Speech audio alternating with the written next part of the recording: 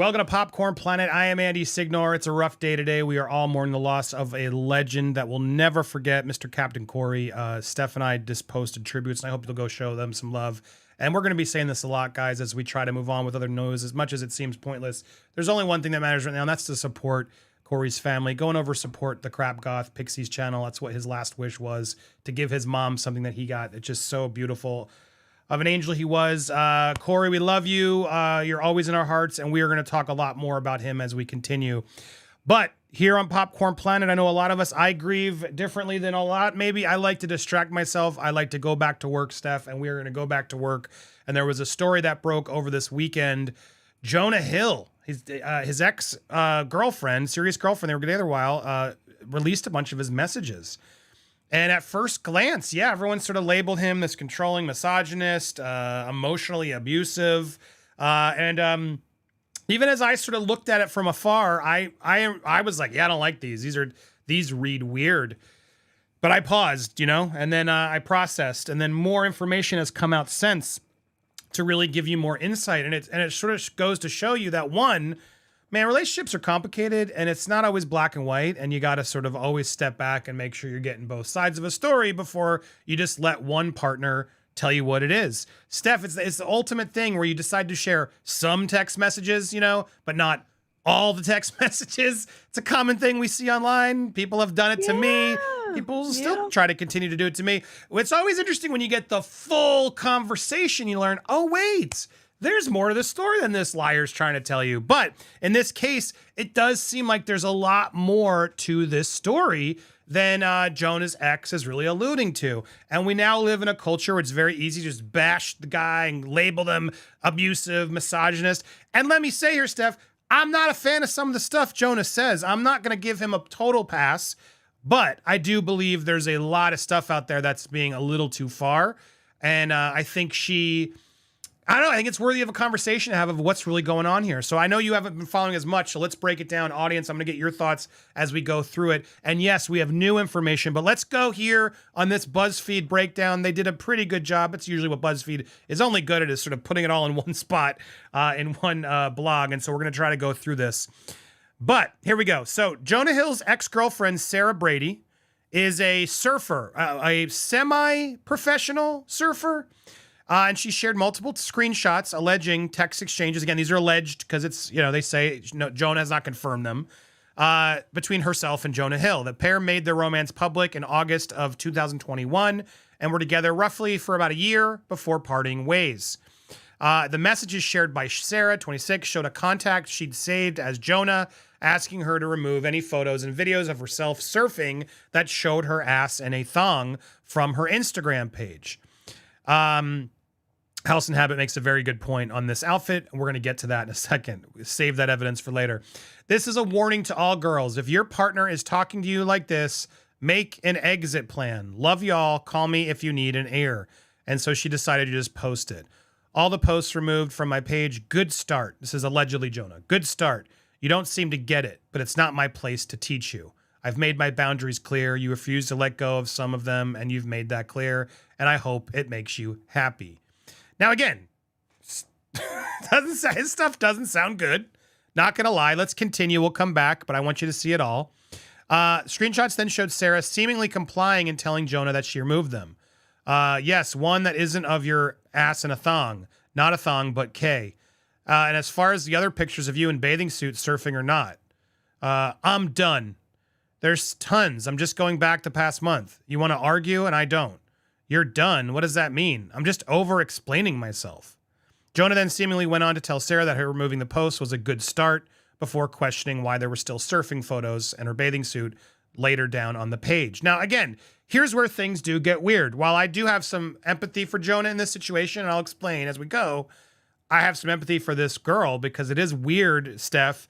He would decide to date a surfer, and we'll learn through this thread, Steph, that he came to date the surfer by thirsting after her surfer pics and sent images, hearting and damn girl, hey, drop me a line, And so it's odd that now, this surfer who's posting her surfing in her bathing suit now has to remove all said images of her in a bathing suit to stay within his boundaries.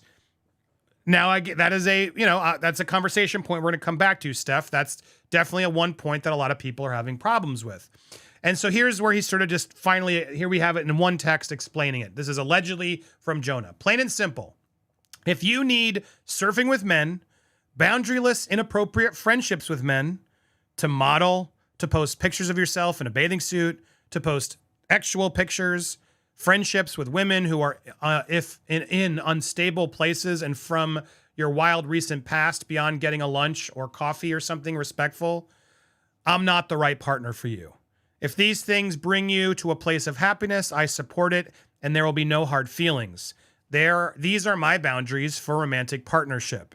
My boundaries with you based on the ways these actions have hurt our trust. Now, this is where everyone's sort of breaking it down, and I got to be honest, this text doesn't bother me as much as it bothers others, because I do think he's being very clear in what he wants. And I assume he's told her this. She's aware of these rules. And if she doesn't like it, she shouldn't be in a relationship with a guy who's constantly going to nag her about, I don't want you this, I don't want to do that. I see no evidence of this turning into an abusive relationship. Sure, is he controlling? Yes. Does this seem a little far in like your requests of what to do with a partner? Sure, but don't be a partner with him then. Like, he's making it very clear, I don't want you to do these things. They make me feel uncomfortable.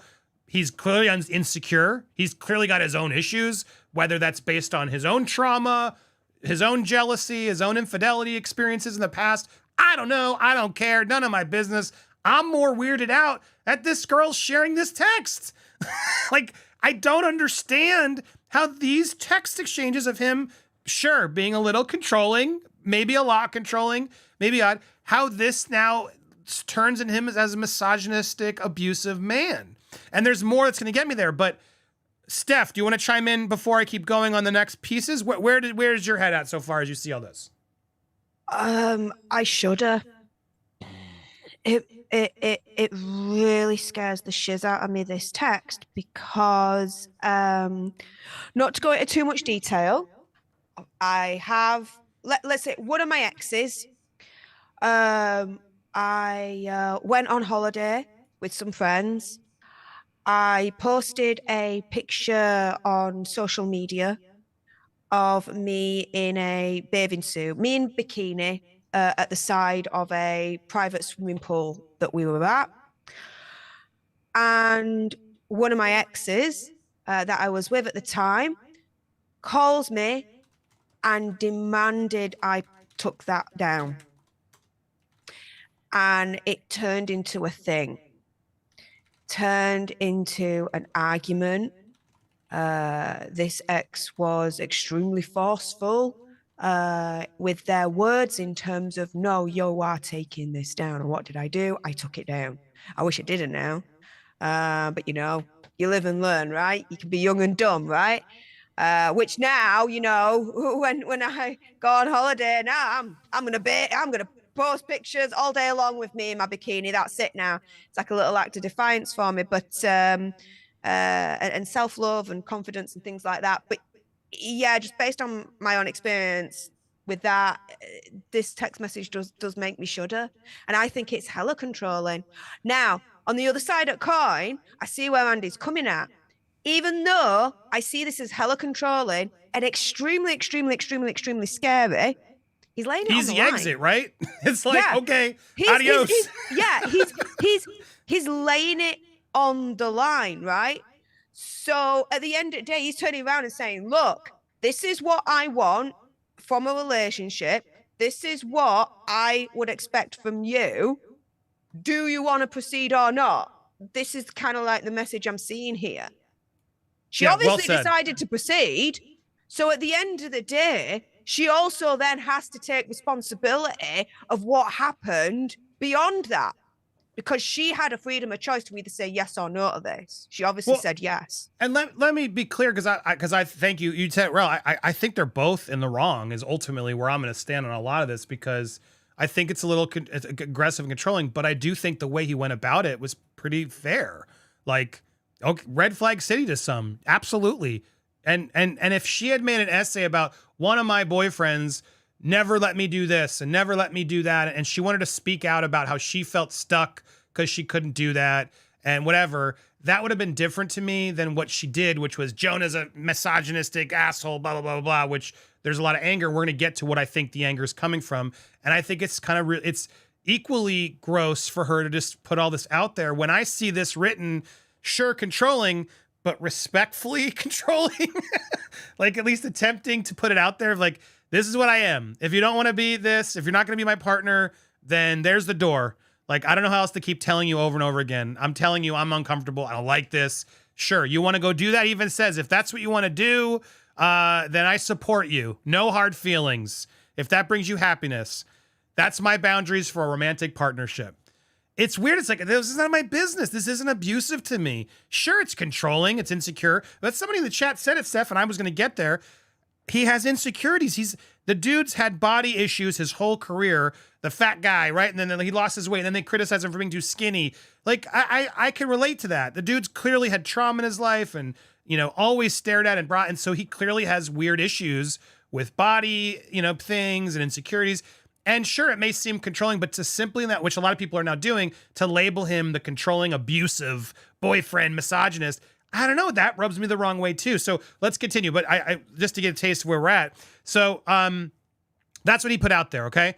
And so there were more stuff. So she then went out. It's absurd that a man who was so into the fact that I'm a good surfer expected me to take down pics of me surfing in one pieces, which he called bikinis and thongs, which were posted. They're way before he met me. He knew when he met me that I did freelance work as surf talent and as a producer for photo shoots for women's surf brands. He ruined my workday producing a shoot for C.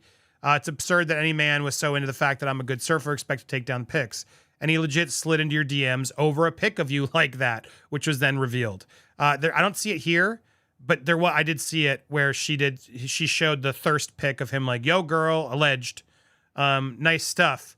So I'm trying to find more. So here's examples of some of the issues. I don't think that's a thirst trap. I think that's her surfing. At the same time, yeah, if a partner's like, look, I think you're showing too much butt, the partner's allowed to say that. And the partner can say, I'm not comfortable. And but I think what's interesting about this whole debate is it opens up the conversation of, yeah, partners should be having this debate. And if it's such a deal breaker, well, then, yeah, they aren't meant for each other. And we should be able to have those conversations respectfully and move on. And if someone's, you know, using this against you to actually control and abuse you, well, then, yeah, then that's bad. But I don't see any of this. I hope my ex has a daughter, Jonah Hill. Maybe she'll turn him into a real feminist, because the fact that he calls himself a feminist now is laughable. Someone being an emotionally abusive partner doesn't mean they're a terrible person. Often stems from their own trauma. And at the same time, it doesn't mean, okay, these are all a bunch of stuff she shared. So I think, so that's what went out. Okay. That's what she put out. And she's been sort of bashing him. And now she's labeling him, you know, people are like, yeah, you go, girl. And then this came out. Completely Unrelenting Control was like one of his brand hats that seemingly came out. But it's been proven this actually was released before all this went down. And so that's sort of been his brand always. Now, it might have been his brand for a reason, because it may have been a shot at her still, because the truth of the story, it seems, if you believe House and Habit, this all went down last August. So this happened a while ago.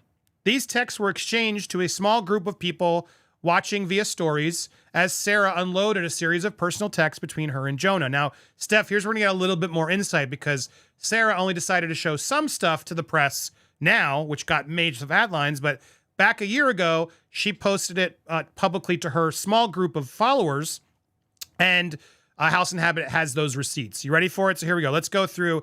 These texts were personal. I wondered why she felt the need to share them with everyone following her and to bash him publicly. Today's headlines revolve solely around her shared side of the text thread, which, if you've been following me, you know is a trend I despise. I have some of the stories from last summer. Rewind August of 2022. So here's a post where she posts a story. I've got to stop falling for effeminate men with mommy issues. Guys, it's not working out well for me, but they're just so cute and needy and helpless. Ugh, I can't help myself. So here she is admitting that he's a needy, emasculate mama's boy that she wants to, you know, just she's admitting, yeah, I'm just using it. That's my thing. I'm helpless. I can't stop it. And then she apparently reached out to get back with him after the breakup. She was very mad, which we're going to get to. So why? Jonah moved on and was photographed with a new woman shortly after their split. The press mistakenly identified this new girl as Sarah. So there was a bunch of posts where the ex was labeled as the new girlfriend, which fairly pissed her off. Can you just tell your publicist that that ain't me? I'm trying to start a career. Here's a text she allegedly was sending him because they kept screwing up and thinking that was her. My vibes right now. My ex-husband is dead. I don't want to remarry. I only want to play ball. So she's just very angry at this breakup. I don't even really get that one. Bruh, I'm sorry. I'm here if you need me. I know it's not fun news. Thanks. Not fun, but mostly like, dude, good luck with that. He was texting me and saying, I love you, like 5 weeks ago. Ain't fucking Sarah. I'll go off. She doesn't, sorry, I'm trying to read these for you. She doesn't even look like she surfs. Not me. Look, she seems jealous and she's allowed to be, whatever. From what I saw, she was furious he moved on. This is House and Habits take. What the actual F? Yeah, it's been so emotionally dependent on me since the breakup. Like, good luck, buddy. Homie bought a house for us 5 months ago, had me measure my ring finger, and named our first child. Thinks he's ready for another relationship already. Good luck, Mr. Codependent. Anxious attachment style. Now, from what the text shows, she didn't want to be in this serious relationship. She didn't want a family. And he met someone who was ready. They now have a kid, Steph. And it's been a year later, and now it's been put into the press. These texts I saw from Jonah was a lot of him apologizing to her for having to see photos of him with a new woman because of those tabloid highlights. This is Jonah saying, I know I don't need to, but in the spirit of pure respect to our friendship and appreciation for each other, I did want to be transparent that I did start dating someone recently. I'm sorry if that's painful. It just happened, and I didn't want to not be transparent with you as ever as I care about you. Thanks for letting me know. Probably best if we don't talk for a while and you figure out where that's headed. I appreciate and understand that. Impressive turnaround, by the way. Couldn't help myself. Boy man sent me a heart 7 days ago. Stupid idiot. And not only is you're not business, it respectful and polite, but that snide comment at the end, impressive turnaround, by the way. This is bitter. Snide, bitchy comment there from her. She is proper bitter. I'm telling you. And it's like, I honestly, all this feels dirty to read because it's none of my business. And the fact that she's sharing it all and then not sharing this stuff now, right? It makes me more Team Jonah. Now? It makes me more Team Jonah. I'm like, looking at the full picture, you're like, there's more to it. Sure, he might have been controlling. Sure, he's insecure. Sure, he's dad, whatever, mommy issues. But she's sort of mocking him over it. And she knew it. She knew it from day one. But now she wants to play victim! Victim! Steph, there's so many people. Oh my God, why'd I do that? Because you did it. You're an adult. I'm sorry. You made a mistake. Move on with your life, you dummy. You don't get to go play victim just because you're now sad that you made a poor choice. He seems very like ahead of I don't get it. And not only is this is from Jonah, and not only is it not your business, as I mentioned to you, only out of respect and friendship, but I have not been flirting with you or sexting you in any way where it would be inappropriate at this time to start dating someone. And if anything, I have felt for your change and tried to be a good and supportive friend as you transition to a scary new environment. And to be crystal clear, I have not flirted or sexted with you in any way, shape, or form in months, and went to say goodbye to you as a super kind gesture that you seem to have appreciated because it was kind. Like detached from me emotionally, like not been depending on me in a partner kind of way since the breakup, or at least the past few months. I'd be maybe happy, but his timeline's just fucking whack. Like, good luck, buddy, and fucking rude to me. So apparently after they broke up, they still talked.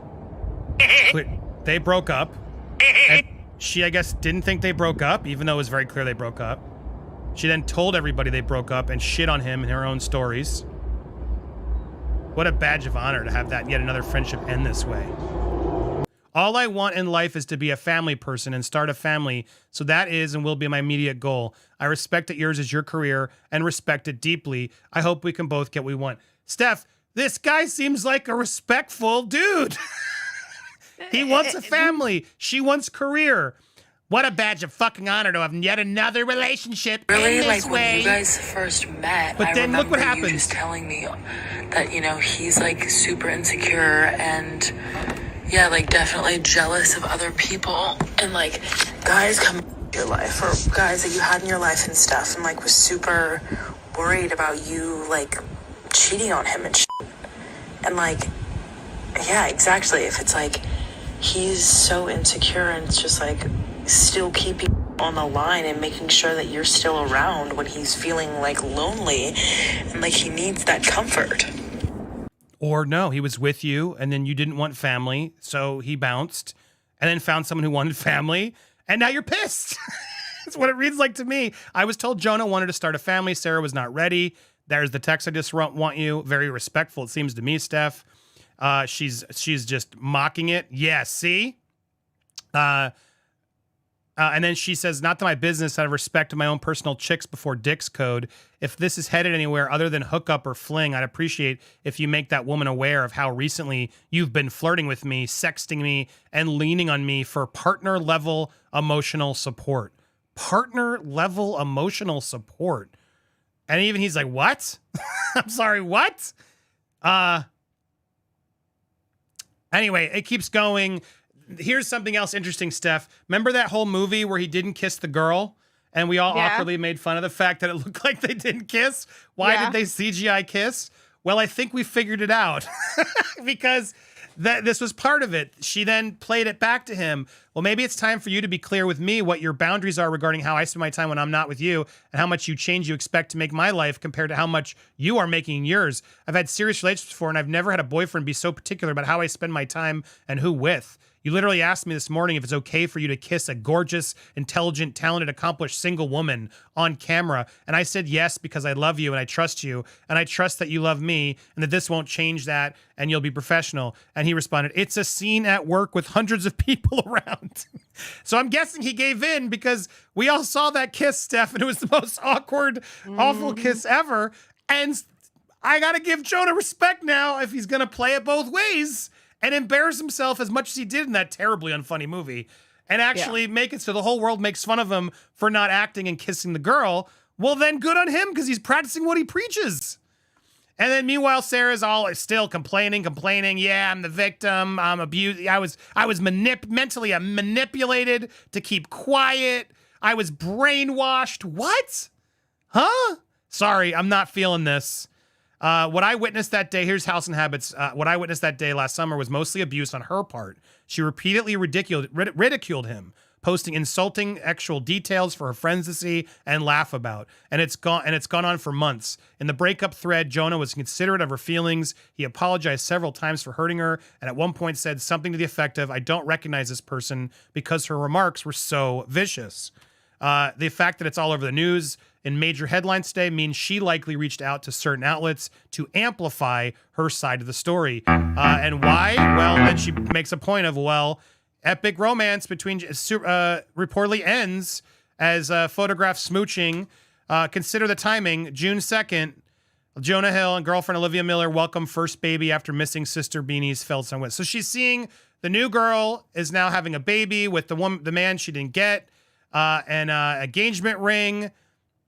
Is Jonah Hill a misogynistic narcissist who emotionally abused her? Or is Sarah feeling vengeful because her ex moved on, met a woman who wanted the same thing in life, and they welcomed their first baby into the world last month? I think House and Habits got it. I think she saw that ring, Steph, and she lost it. And she decided, let's get this out there. So bravo. There's one other thing. Her friend here made a point, and I want to echo it. Whatever. Like this big misogynist dude would ever dress up like his girlfriend on the red carpet. And she's 100% right. Remember that photo I told you to look at? What guy would do that if he really was this asshole abusive guy? Like, this is not it. I think their shoes match too. Let me find a picture. And oh my god, they do. Hold the on. shoes match too. Let me see. Yeah, so I'm not buying the narrative. He scares me. What? Yeah, anyway, so I'm with her. When I read all of this stuff and then put it all together, yeah, Jonah had some, maybe could word it better. Maybe it's none of my business. All I know is, why did she release all this? For what? Does this seem like is this what we want to define as abusive men? Which is now what everybody on Twitter is going around and now labeling Jonah, canceling him as the abusive, narcissistic, controlling jerk. Am I crazy, or does it seem like this is being a little bit too far off? This is going a little bit too far. This is going in, I would say slightly, Amber the Turd territory here. That text message, look, at the end of the day, that initial one that was released where he's like, look, this is what I'm expecting you to do and you to follow. Here are my rules to be in a relationship with me. Is it scary? Is it controlling? Is it what I would call unhealthy and bad? Hell yeah, all day long. However, this is the thing. He's laying it on the line. Like I said before, he laid it on the line right at the beginning. He says, look, this is what I expect you to do if you want to be in a relationship with me. If so, let's crack on. If not, good luck to you. I wish you all the best in the world. So she knew from the outset what he was expecting of her. She said yes. She went into a relationship. So it was then her own freedom of choice to be in that relationship with him with her eyes wide open, knowing full well what he wanted and expected of her. That doesn't happen every day with controlling, misogynistic, narcissist people. Let's put it that way, right? At least he was honest about it and upfront, okay? Now, in terms of everything else that she's saying, beyond that, with what we've just gone through, yeah, I think this is then just turned into sour grapes. Andy's right. The timing of it's too sus. Because I asked earlier on, well, hang on a minute, why is it all coming out now? If the relationship ended last year, why she waited until now? Well, just had a baby. Looks like there's a ring on the new girl's finger. And she's seen red and she's gone absolutely jealous, opinion conspiracy theory, whatever, and is trying to go out for scorched earth in the era of the #MeToo period. Only thing is she's miscalculated because that was about 5-6 years ago. Now, people on the internet, especially after the whole Johnny Depp situation, is a little bit more, we use our brains a little bit more now when things like this come out, and we're like, well, hang on a minute, is it really true? It's not a case of now believe all women, thank goodness. And yeah, more receipts have come out and it's showing that, yeah, she ain't innocent in all of this. So yeah, good luck to them both. In fact, this didn't have to happen. My big, and I she does a great, this idea. I agree. These stories, accusations, assumptions built on one-sided text threads needs to stop. I couldn't agree more. It is such a disgusting trend. And what these women victims are doing is just making every actual victim look like nobody. Like we have now are so soft as a society.